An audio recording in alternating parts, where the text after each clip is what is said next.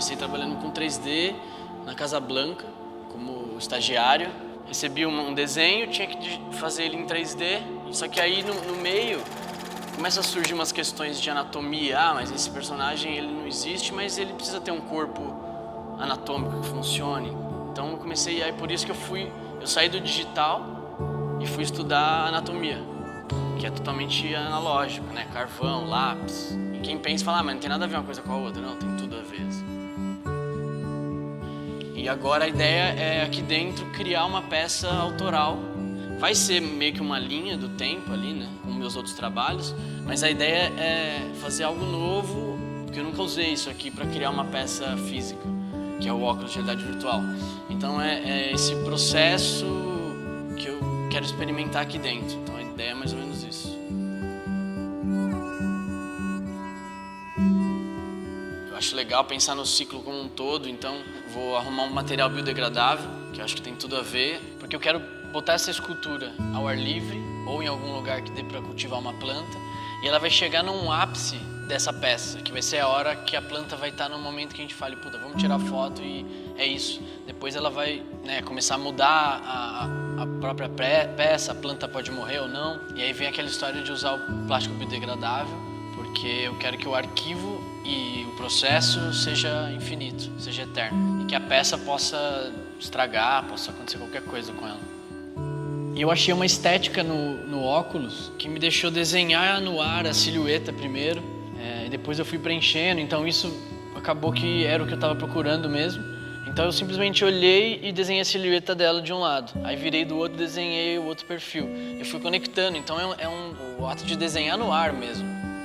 E o legal é que eu posso escalar a peça, deixar ela pequena e ver o macro ali, e entender se está funcionando as proporções. Mas o que me dá é a liberdade de tipo, diminuir, aumentar, juntar uma coisa com a outra. Tem Ctrl Z, né?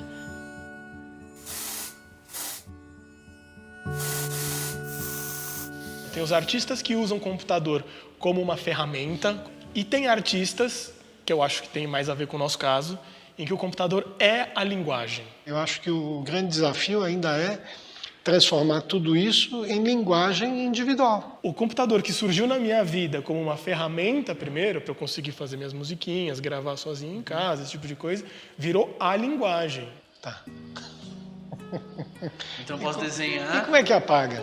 Vai ter o Ctrl Z aqui, ó. Isso tá em 3D ou tá em... Tá em 3D, ó. Aí, ó, se eu pego esse botão amarelo aqui... Para pra pensar que isso não é fabuloso. Agora é foda, né? Porque o que acontece é o seguinte, você concorda que lá é bonito pra caralho também? Então você tem um produto também, que não deixa de ser um produto, que é isso aqui. Porque, veja, as pessoas compram quadro, compram peça. Mas isso aí? Comprar o arquivo, né? É que eu acho que o computador é nisso, né? Ele ajudou a complicar a definição institucional de arte. O que é arte? A gente vai na Bienal, o que tem lá é arte. Fim, não tem discussão. Porque a Bienal está dizendo, isto é arte. E ela é a instituição que define o que é arte. Então é uma coisa meio tautológica. É o trabalho que define o que é arte, e a arte define o que é trabalho de arte. Então é uma coisa que você fica num meio termo que é difícil. E quando surge o computador, acho que as instituições não sabem lidar, não sabem arquivar, não sabem vender. Assim como a videoarte enfrentou problemas lá na década de 70, hoje em dia eu acho que a arte digital está enfrentando os mesmos problemas.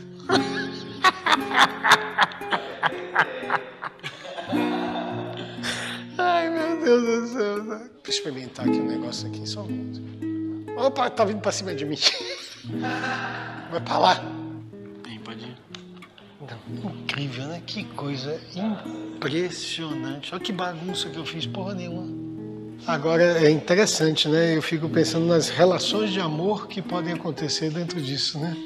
Porque a grande dificuldade que eu acho que acontece é as pessoas entenderem, né, que tudo tá ligado a isso, né? Ou seja, são os sentimentos, o amor, a emoção, a nossa realidade, que, digamos, não é nada virtual, né? É o que há de mais subjetivo e concreto, que são os nossos sentimentos. Então, isso aqui, se é arte, é sobre isso.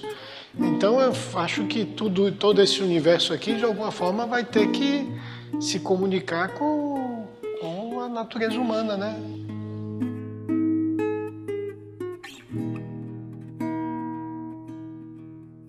Imagina que se não tivesse nada digital, o Marcelo seria tipo um pintor. tá ligado? Ele seria um escultor, ele seria um cara que seria, sei lá, aprendiz do Leonardo da Vinci, tá ligado? Até com a barbinha, assim, o bigodinho, os pincel. Só que tem o digital, tá ligado? Então toda a experiência de pintura, todas essas coisas ajudam muito pra narrativa, né? Eu comecei fazendo comédia, né, cara? Mas hoje em dia, se você pesquisar meu nome, você vai ver que eu sou tipo um cara do terror, né? Pra mim, várias das coisas que vão ter no filme, eu não considero coisas de terror, né? Eu acho que o terror acaba ajudando um pouco porque você começa a entender de atmosfera. E a atmosfera é aquilo, cara. Você grava um plano parado, com uma iluminaçãozinha um pouco assim, coloca um sound effect, coloca uma trilha sonora ali, você vai levando a pessoa, tá ligado?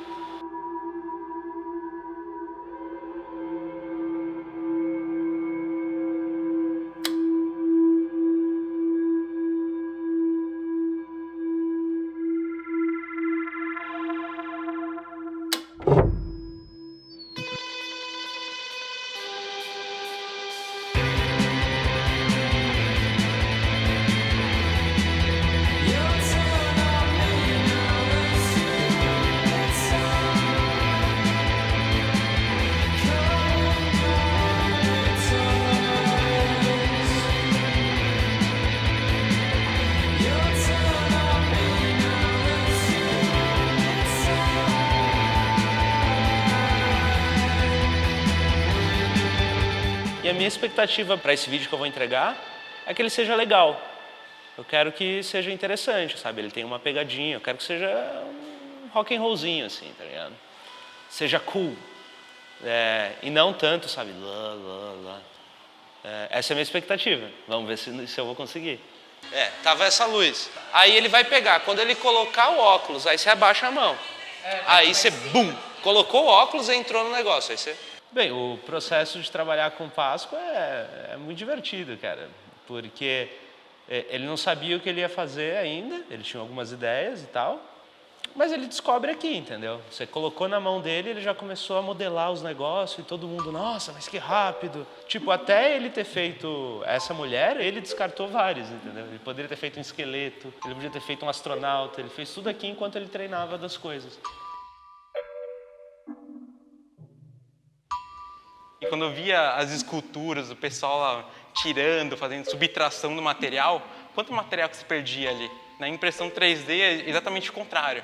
Você só vai usar o material realmente necessário. É responsabilidade também do artista e de quem está trabalhando com a impressão entender para que você está fazendo e como você vai resolver aquilo no final da vida útil, né? A gente conversa hoje que existem aplicados mais de 4.000 tipos de polímeros. Os principais filamentos utilizados. O ABS, que é basicamente um polímero derivado do petróleo, e o PLA, que é um polímero do amido de milho.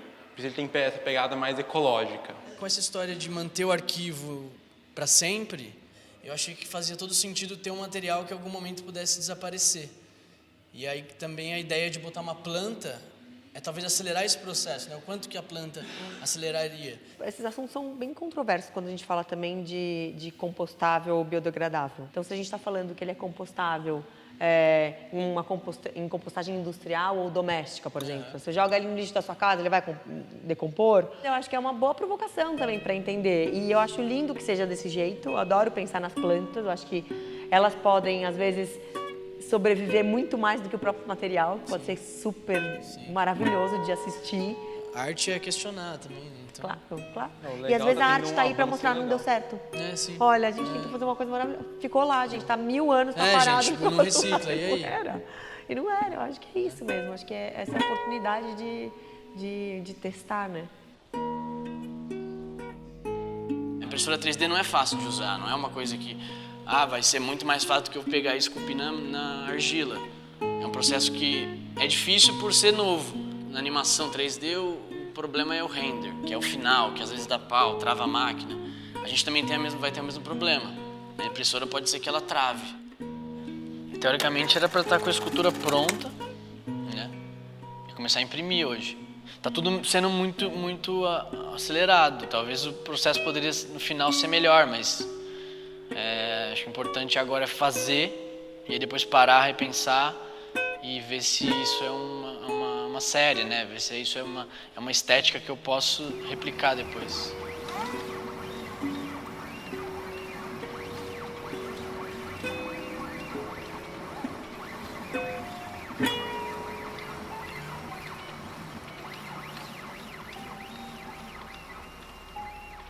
Quando você vê o processo da escultura digital, ela não é uma geometria sólida ainda, né? Eu nunca tinha trabalhado com esse programa, ele gera, como eu disse, ele gera várias geometrias. Então, existe um processo de juntar tudo e limpar esses fragmentos, que acabou demorando mais do que eu imaginava. E a gente começou a esbarrar nos problemas de impressão mesmo, de tipo, como imprimir uma coisa que já sai da impressora com 3 kg, sendo que o carretel é de 1 kg só.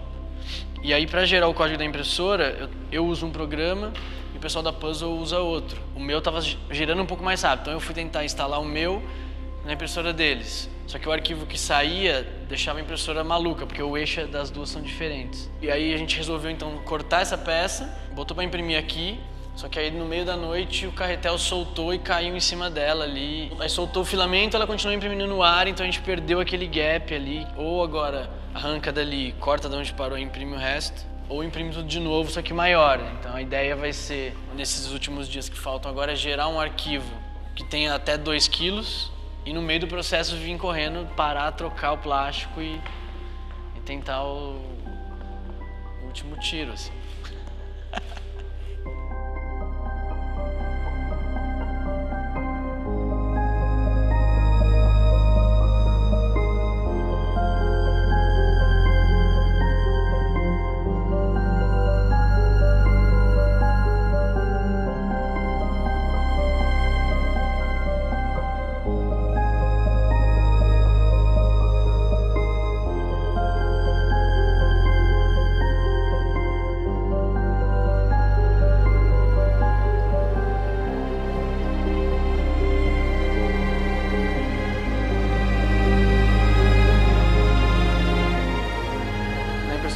Ela trabalha com camadas. Então, se você quer fazer uma camada fiel, teria que ser micro fios de cabelo. Então, você teria, sei lá, 10 mil microcamadas para formar algo mais fiel possível. A ideia foi substituir o bico que derrete o plástico por um bico maior. Então, isso me deu a possibilidade de fazer tudo um pouco mais rápido. Na verdade, uns 40% mais rápido. Só que isso implicou na perda de resolução. Então, né, aumentei o espaço entre elas e aumentar a velocidade desse movimento. Então, nessa velocidade, ela solta resíduo, ela às vezes não consegue fazer a curva perfeita e faz um quadrado, entendeu? Mas o que eu acho que agregou no processo todo foi que, desde o início, toda a minha linguagem não era fazer o real, né? Então, o fato de imprimir algo que fosse perfeitamente o que estava dentro do computador, eu não ia estar dando continuidade à proposta de transformar, de abstrair, de fazer. Eu ia imprimir exatamente o que estava no computador, então acabou que a impressora foi um filtro, como o óculos é um filtro, como o 3D depois a manipulação é um filtro, a impressora foi um filtro que acabou transformando essa escultura no final, né? Eu com certeza cresci como artista e eu tenho certeza que as obras, as coisas só acontecem mesmo na pressão e botando para fazer e acaba tendo que ser no meio das outras coisas. O Páscoa é aquela coisa de tipo, a gente trabalha aqui até tal hora, vai para casa ou para o ateliê, senta lá e se você deixar, cara, até às 6, 7 da manhã, assim. Mas eu até falo, nossa, o cara é uma máquina, ele é um robô, tá ligado? Ele não cansa.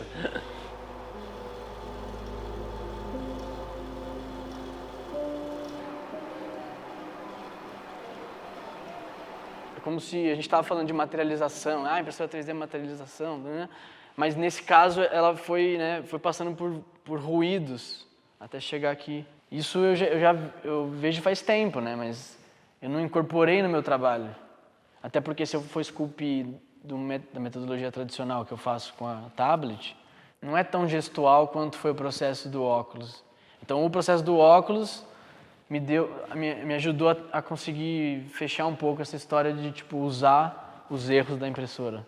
Eu tinha certeza que ia dar problema, eu tinha certeza que ia ser correria. Acho que deu certo, na verdade.